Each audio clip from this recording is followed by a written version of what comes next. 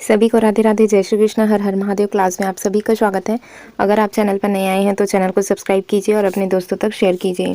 आज की क्लास में हम शुरू करेंगे हिंदी का विकास क्रम देखेंगे। तो सबसे पहले ये किससे प्रारंभ होता है? संस्कृत से। 1500 ईस्वी पूर्व से 500 ईसा पूर्व तक के वैदिक एवं लौकिक साहित्य है। इसके बाद कौन से आएगा? पाली। ठीक है, संस्कृत के बाद आएगा पाली। 500 ईसा पूर्व से पहली ईस्वी तक, ठीक है, पहली ईस्वी तक ये बुद्ध के उपदेश हैं। और फिर आएगा पाली के बाद प्राकृत। एक पहली ईसा पूर्व से 500 ईसा पूर्व तक जन सामान्य की भाषा रही प्राकृत। और इससे अब फिर क्या आया? अपभ्रंश। 500 ईस्वी से 1000 ईस्वी तक ये क्या था? लोक भाषा। ठीक, अगला देखेंगे फिर अपभ्रंश से फिर क्या निकल कर आई? हिंदी 1000 ईस्वी से अब तक हिंदी के विविध रूप प्रारंभ में। फिर देखेंगे अवहट 900 ईस्वी से 1100 ईस्वी तक का है। अपभ्रंश व हिंदी का ये मिला जुला रूप है अवहट। अपभ्रंश एवं उनकी भाषाएं और उपभाषाएं देखेंगे। अपभ्रंश से ही जैसे कि देखेंगे शौरसेनी है, ठीक है, पैसाची है, और ब्राह्मण है, महाराष्ट्री है, मागधी है, अर्धमागधी है, खस। ठीक है, शौरसेनी की देखें तो आधुनिक भारतीय भाषा है। शौरसेनी की उपभाषाएं कौन सी है? इसके अंतर्गत आता है पश्चिमी हिंदी, गुजराती, राजस्थानी। ठीक है, पश्चिमी हिंदी, गुजराती, राजस्थानी ये किसके अंतर्गत आएगा? शौरसेनी। और पैसाची अपभ्रंश के अंतर्गत आएगा लहंदा और पंजाबी। ठीक है, लहंदा और पंजाबी आएगा पैसाची के अंतर्गत। ब्राह्मण में आएगा सिंधी, महाराष्ट्र में आएगा मराठी, और मागधी में आता है बिहारी, बांग्ला, उड़िया और असमिया। ठीक है, अर्धमागधी में पूर्वी हिंदी, और खस के अंतर्गत आएगा पहाड़ी। अब नेक्स्ट अगला देखेंगे हम अपभ्रंश संबंधी विविध रूप देखें। अपभ्रंश से आधुनिक भारतीय भाषाओं का विकास हुआ है। अपभ्रंश के प्रमुख रचनाकार कौन है? तो स्वयंभू है, धनपाल है, पुष्पदंत है, शरहपा है और कन्हपा। ये क्या है? तो ये अपभ्रंश के रचनाकार हैं। अपभ्रंश के लिए अवहट और अवहट शब्दों का इसमें प्रयोग हुआ है। स्वयंभू को अपभ्रंश का क्या कहा जाता है? वाल्मीकि। काफ़ी इंपॉर्टेंट है ये। ठीक है, अपभ्रंश का वाल्मीकि किसको कहते हैं? तो स्वयंभू को कहा जाता है। विद्यापति ने इसको क्या कहा है? तो इसे देसिल बैना अर्थात देशी भाषा कहा है। किसने? देसिल बैना, देसी भाषा किसने कहा है? विद्यापति ने। अपभ्रंश व पुरानी हिंदी के मध्य के काल को हम क्या कहते हैं? संक्रांति काल के नाम से इनको जानते हैं। चंद्रधर शर्मा गुलेरी जी ने क्या कहा? तो संक्रांति काल में प्रयुक्त की जाने वाली भाषा की पुरानी हिंदी कहा है। ठीक है, विद्यापति ने इसको क्या कहा है? तो देशी बैना अर्थात देशी भाषा कहा है। अपभ्रंश व पुरानी हिंदी के मध्य के काल को संक्रांति काल के नाम से जाना जाता है। और चंद्रधर गुलेरी शर्मा ने क्या कहा है? संक्रांति काल में प्रयुक्त की जाने वाली भाषा को पुरानी हिंदी कहा। अगला देखेंगे हम आदिकाल की दो प्रमुख भाषाएं कौन कौन सी थी? तो डिंगल और पिंगल। ठीक है, आदिकालीन साहित्य के तीन प्रमुख रूप है, सिद्ध साहित्य, नाथ साहित्य है और रासो साहित्य है। ये आदिकालीन साहित्य की तीन प्रमुख रूप हैं। सिद्ध साहित्य की भाषा को हम अपभ्रंश और हिंदी के क्या कहते हैं? इसको संधि काल के नाम से भी इनको जाना जाता है। सिद्धों की संख्या कितनी थी? तो 84 मानी जाती है। और सिद्ध कवियों द्वारा जन भाषा में लिखा गया साहित्य क्या कहलाता है? तो सिद्ध साहित्य कहलाता है। सिद्ध कवियों की रचनाएं कितने रूप में मिलती है? दो रूप में मिलती है। कौन कौन सी? दोहा कोश है और है चर्यापद। फिर देखेंगे 84 सिद्धों के प्रमुख कौन कौन से? सरहपा है, सबरपा है, कन्हपा है, लुइया है, उम्पा, कुकुरिया ये है। नाथ पंथ के प्रवर्तक किसको माना जाता है? गोरखनाथ जी को नाथ पंथ के प्रवर्तक माना जाता है। नाथ पंथ के प्रवर्तक गोरखनाथ के कुल कितने? तो 14 रचनाएं इनकी मानी जाती है। लिपि देखेंगे, परिभाषा देखेंगे। लिपि या लेखन प्रणाली का अर्थ होता है किसी भी भाषा की लिखावट या लिखने का ढंग। जैसे हम यहाँ पर लिख रहे हैं, ये कौन सी लिपि है? तो ये लिपि है देवनागरी लिपि। तो ये क्या है? लिखने का ढंग है ना। तो लिपि किसको कहेंगे हम?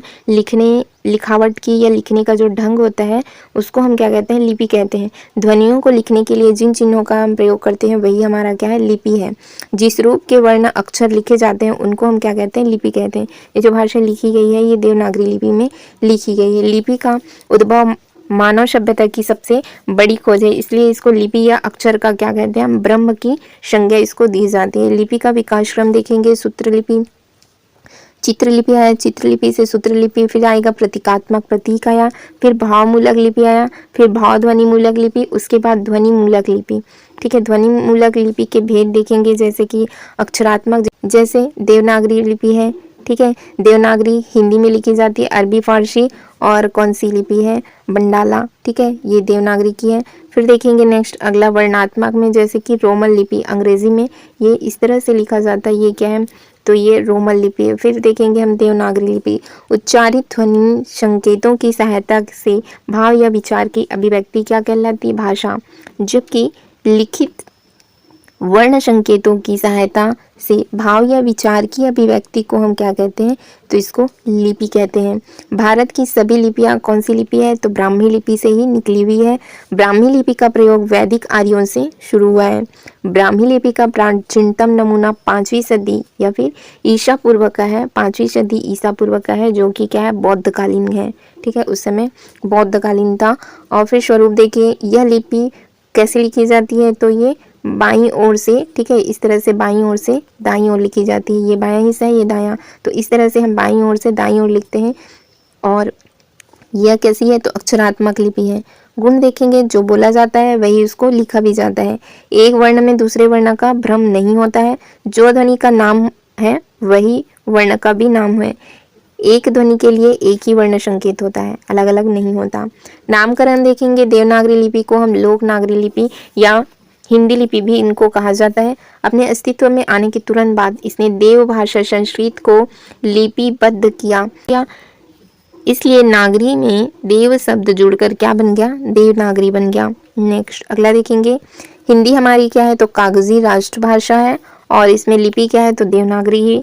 और हिंदी भाषा की वर्णमाला जिस लिपि में लिखी जाती है उनका नाम क्या है, देवनागरी लिपि है। अब इसमें से क्या क्या पूछा गया था वो देख लीजिए। तो राजभाषा को देखेंगे, राजभाषा राज अर्थात शासन के द्वारा लाई जाने वाली भाषा ही राजभाषा है। ये सरकार की भाषा होती है। राजभाषा केंद्र सरकार एवं राज्य सरकार के आधार पर एक ही अथवा भिन्न भिन्न भी हो सकती है। उदाहरण के लिए जैसे केंद्र तथा राज्य में छत्तीसगढ़ सरकार द्वारा हिंदी को क्या माना गया है, राजभाषा के रूप में इसको स्वीकार किया गया है। हिंदी हमारी क्या है, राजभाषा है। संपर्क भाषा, संपर्क भाषा हम किसे कहेंगे, उस भाषा को संपर्क भाषा कहते हैं किसी क्षेत्र में सामान्य रूप से किसी भी दो ऐसे व्यक्तियों के बीच में प्रयोग की जाती है जिसकी मातृभाषा क्या हो, अलग हो, ठीक है। इसको हम क्या कहेंगे, लिंग्वा फ्रंका, लिंग्वा फ्रंका भी कहते हैं। उदाहरण के लिए छत्तीसगढ़ की संपर्क भाषा क्या है, तो छत्तीसगढ़ी और हिंदी है, ठीक है। की परिभाषा लिखिए, जैसे शब्द, शब्द की परिभाषा देखिए, भाषा की लघुत्तम इकाई ध्वनि है। सार्थक ध्वनियों के समूह को हम क्या कहते हैं, शब्द कहते हैं, ठीक है। शब्द कैसे होने चाहिए, सार्थक, तो सार्थक शब्द के समूह, सार्थक ध्वनियों के समूह को हम क्या कहते हैं, शब्द कहते हैं। लिपि क्या होता है, जिस रूप में वर्ण अक्षर लिखे जाते हैं उन्हें हम क्या कहते हैं, लिपि कहते हैं। शब्द और वर्ण में अंतर देखिए, सार्थक ध्वनियों के समूह को शब्द कहते हैं और अखंड मूल ध्वनि का नाम क्या है, वर्ण है, जिसे हम क्या नहीं कर सकते, खंड खंड नहीं कर सकते, उसको अलग अलग और खंडित नहीं किया जा सकता। जैसे क है और म है, ठीक है, इन दोनों से मिलकर बन गया कम, और क को हम अलग लिखे, माँ को अलग लिखे तो ये अलग वर्ण हो गया, ये अलग वर्ण हो गया, तो इससे क्या नहीं बनेगा, शब्द नहीं बनेगा। इसी तरह से देखेंगे वर्ण, ये क्या है, का एक वर्ण है, माँ भी एक क्या है, वर्ण है। स्रोत भाषा और लक्ष्य भाषा के अंतर को स्पष्ट करना है। जैसे अनुवादी प्रक्रिया में जिस भाषा से अनुवाद किया जाता है उसको हम क्या कहते हैं, स्रोत भाषा कहते हैं। जिस भाषा में अनुवाद किया जाता है उसको हम क्या कहते हैं, लक्ष्य भाषा कहते हैं। फिर देखेंगे भाषा क्या है, तो भाषा सामाजिक मनुष्यों के बीच भावों और विचारों के पारस्परिक आदान प्रदान को क्या करता है, ये सार्थक बनाता है, ये एक सार्थक माध्यम है। इसी को हम भाषा कहते हैं, जिससे हम अपने विचार और अभिव्यक्ति को क्या करते हैं, प्रकट करते हैं। इस माध्यम से मनुष्य के भाव विचार को व्यक्त किया जाता है। इसकी अपनी लिपि होती है, भाषा की अपनी लिपि होती है।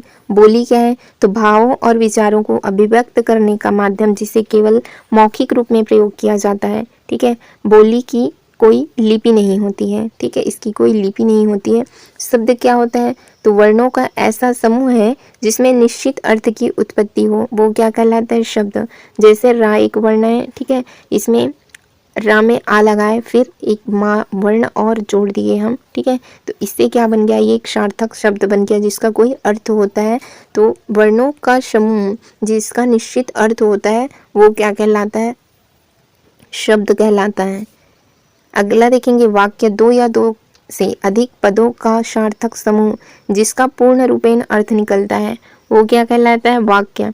जैसे राम आम खाता है, ठीक है, राम आम आम खाता है, राम आम खाता है, ये क्या बन गया हमारा?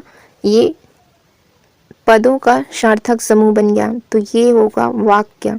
अगला देखेंगे हिंदी भाषा की लिपि का नाम क्या है? तो हिंदी भाषा की लिपि कौन सी है? देवनागरी लिपि है। अगला देखेंगे फिर भाषा वैज्ञानिकों ने हिंदी भाषा की कितनी उपभाषाओं में इनको बांटा है? 5 उपभाषाओं में बांटा है। ऊपर हमने देख लिया था। फिर देखेंगे छत्तीसगढ़ी भाषा इनमें से किसके अंतर्गत पड़ती है? ये पूर्वी हिंदी, पश्चिमी हिंदी, पहाड़ी हिंदी। तो ये किसके अंतर्गत आता है? पूर्वी हिंदी। पूर्वी हिंदी में अवधी, बघेली और छत्तीसगढ़ी, ये तीनों आते हैं। फिर देखेंगे मानकीकरण में 3 सोपान कौन से हैं? बोली, भाषा, लिपि, लिपि बोली भाषा, या फिर बोली मानक भाषा, भाषा बोली, भाषा मानक भाषा। तो क्या होगा? बोली, भाषा, मानक भाषा, ये 3 सोपान हैं।